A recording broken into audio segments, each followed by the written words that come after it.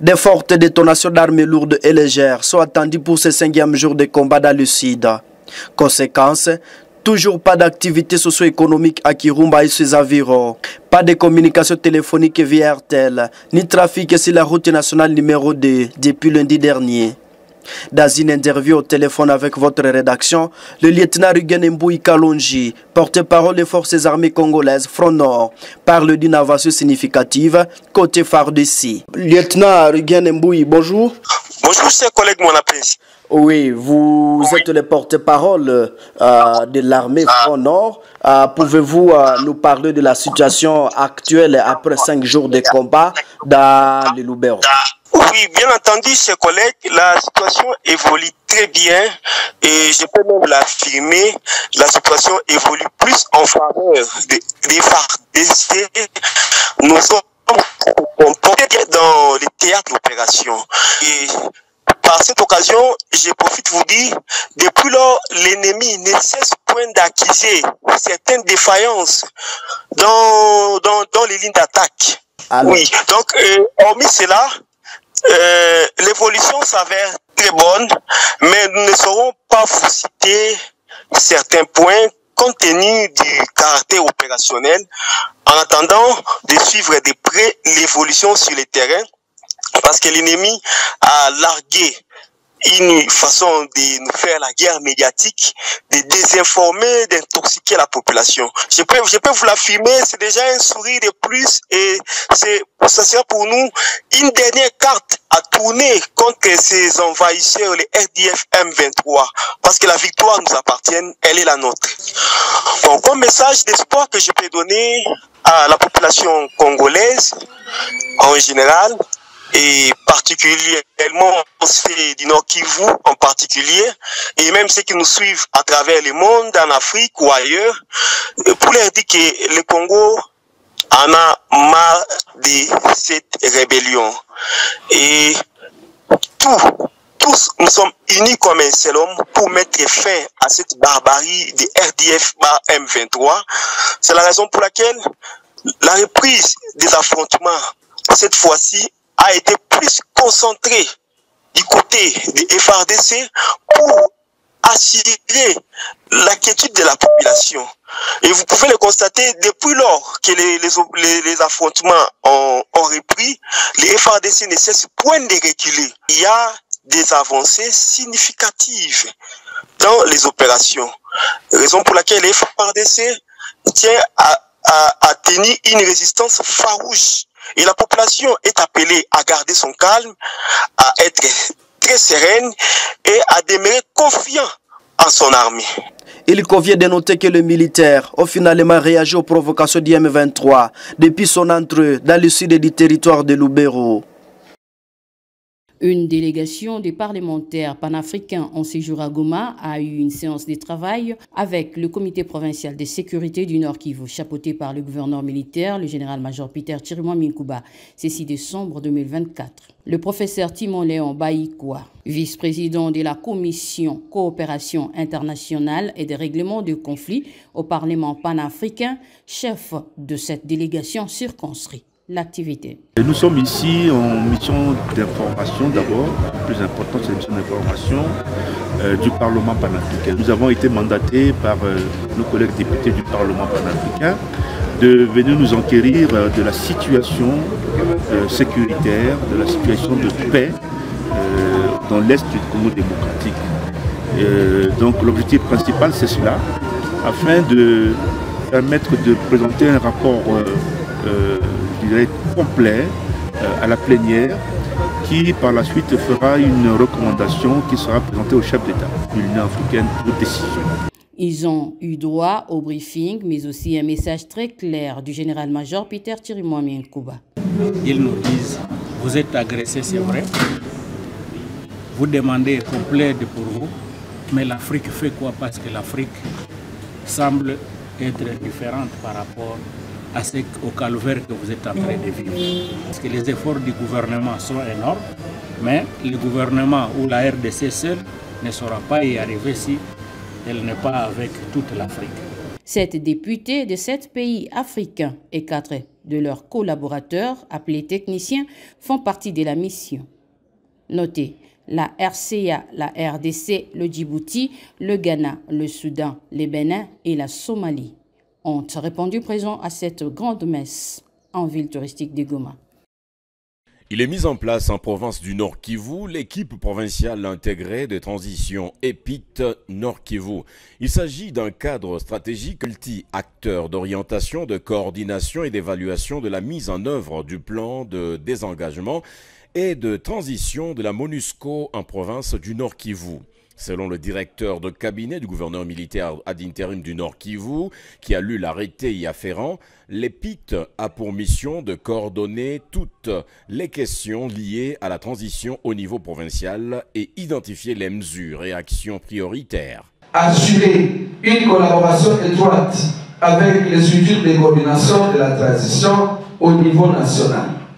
Assurer la liaison avec les parties prenantes externes concernés par les priorités liées à la transition. Élaborer et valider le plan provincial de transition en consultation avec les structures de coordination de la transition au niveau national. Assurer le suivi de la mise en œuvre de la feuille de route de transition. Contribuer à l'élaboration d'une stratégie de mobilisation des ressources pour s'assurer du financement des besoins identifiés au niveau provincial. Soutenir les efforts conjoints de communication sur la transition de la mission dans la province du Nord Kivu.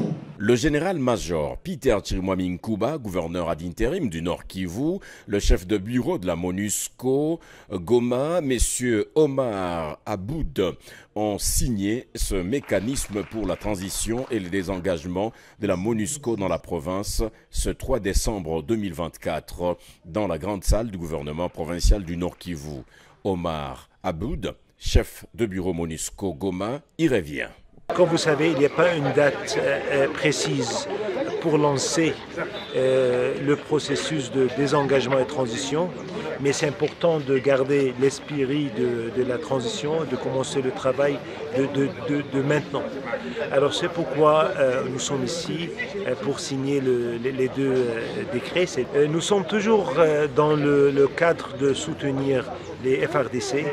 Nous continuons à effectuer notre mandat clé qui est protection des civils dans la province mais dans le pays, surtout maintenant on est toujours dans la province de Nord Kivu et Ituri et nous continuons à effectuer notre mandat jusqu'à le dernier jour avant la fin de la transition. Alors pour nous c'est très important, on continue à soutenir nos partenaires, le côté militaire, les FARDC, mais aussi le côté d'administration, le gouverneur, tous les institutions étatiques pour exécuter notre mandat.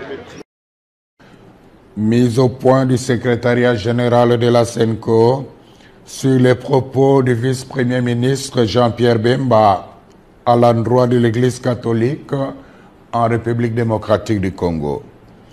Le secrétariat général de la SENCO a suivi avec stupéfaction les propos ahurissants, discourtois et menaçants d'un ton martial du vice-premier ministre Jean-Pierre Bemba à l'endroit de l'Église catholique dans son interview à la radio Top Congo ce mardi 4 décembre 2024. Sans nous en cacher, ces propos belliqueux et truffés de contre-vérités nous ont paru peu honorables pour un homme d'État de son rang. Nous trouvons particulièrement indécent de parler des politiciens en robe. Pour rappel, parlant de l'Église catholique, le ministre des Transports et Voies de Communication a commencé par affirmer que le président de la République a accordé à chacun des 47 diocèses la faveur de bénéficier d'un montant de 1 million de dollars pour la contribution des œuvres caritatives et de développement. Une première dans l'histoire de notre pays, s'est-il exclamé. Ensuite, il s'est interrogé si les ouvrages financés ont été réellement réalisés, insinuant par le fait même que les fonds octroyés pourraient avoir pris une autre destination. Nous comprenons bien l'ironie cachée derrière une interrogation apparemment innocente. Nous déplorons cette sortie médiatique émaillée d'allusions, d'attaques et de procès d'intention contre l'Église catholique en République démocratique du Congo. Nous sommes affligés de constater que M. Bemba ne maîtrise pas les dossiers des projets financés par le Trésor public à la demande du chef de l'État. Au nom de la sagesse élémentaire, il aurait intérêt à s'informer davantage avant de prendre publiquement la parole. Revenons aux faits.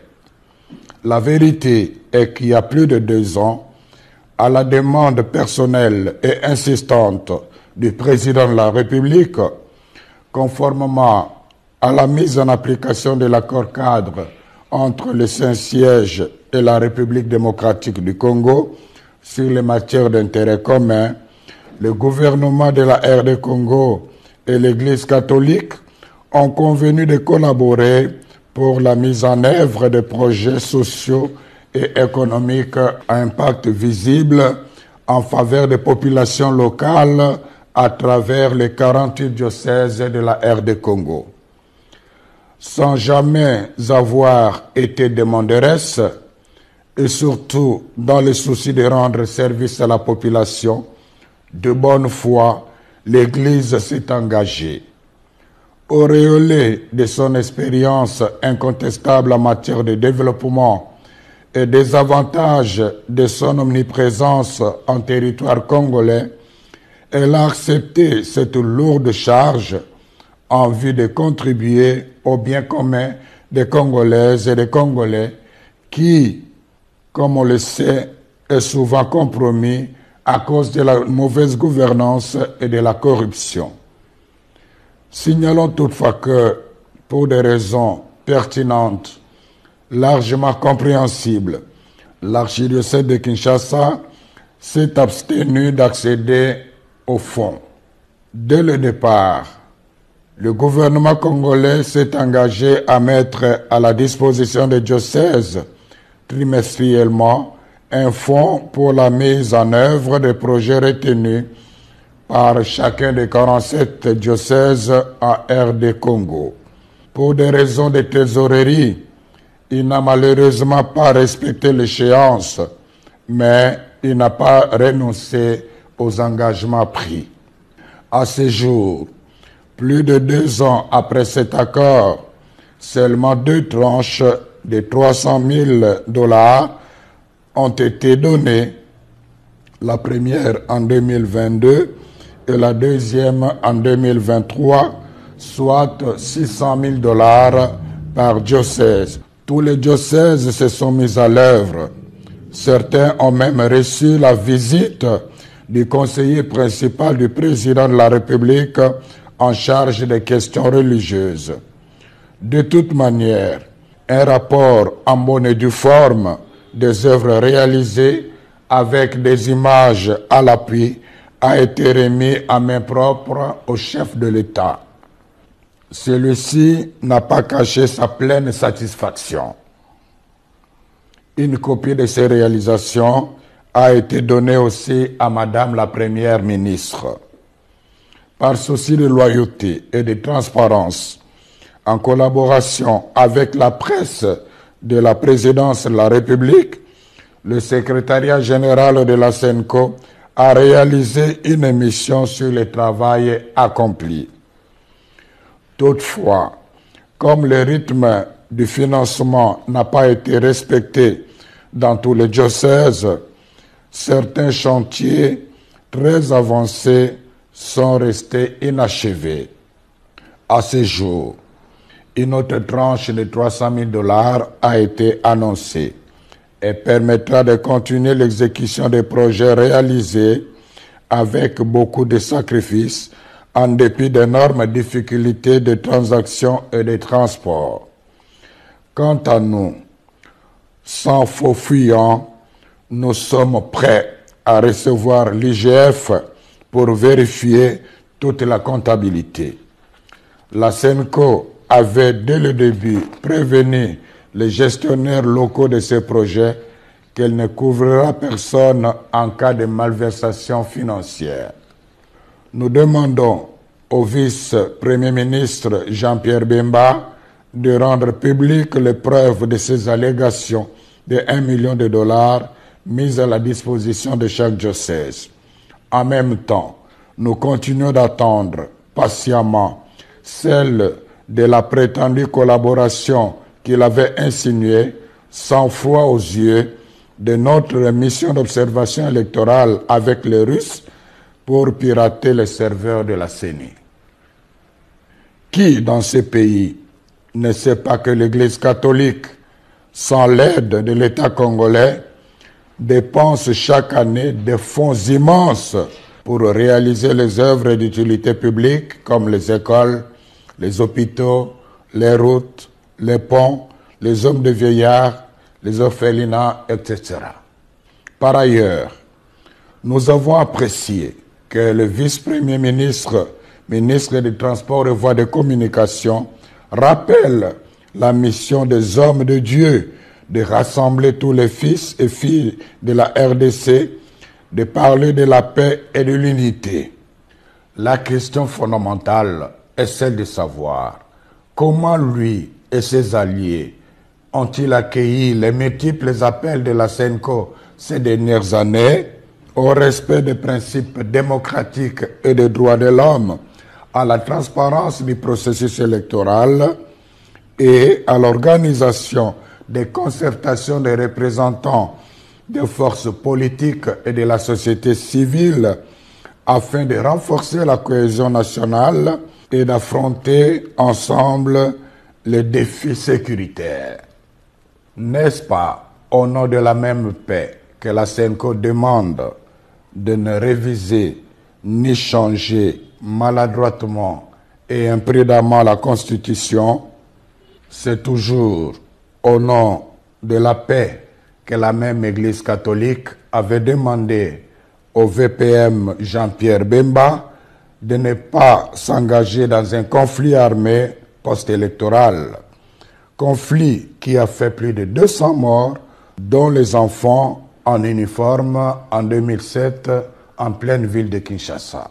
Où trouve-t-on la haine dans les messages de l'Église catholique? Nous réclamons les preuves tangibles. Aussi, faut-il rappeler qu'aimer quelqu'un ne signifie pas applaudir même ses erreurs. À cet égard, nous souhaitons ardemment que le vice-premier ministre Jean-Pierre Bemba se souvienne que l'Église qu'il vilipende avec dédain depuis un certain temps est la même dont il avait bénéficié de 2 précieuses visites pendant qu'il était en prison à La Haye. La vérité de l'histoire renseigne la sagesse, résiste à la frivolité du temps. La SENCO remercie les gouvernants, particulièrement le président de la République, d'avoir fait confiance à l'Église catholique en demandant au gouvernement de lui octroyer les moyens financiers lui permettant de réaliser les œuvres sociales à impact visible jusque dans les coins les plus reculés du pays. Quiconque croit que cet argent a été donné à l'Église pour acheter son silence et étouffer sa mission prophétique se trompe éperdument. C'est le lieu de rappeler au ministre des Transports et Voies de Communication ces sages paroles de Confucius, à savoir: si l'homme a 2 oreilles et une bouche, c'est pour écouter 2 fois plus qu'il ne parle. Puisse le Seigneur bénir notre pays et son peuple. Je vous remercie.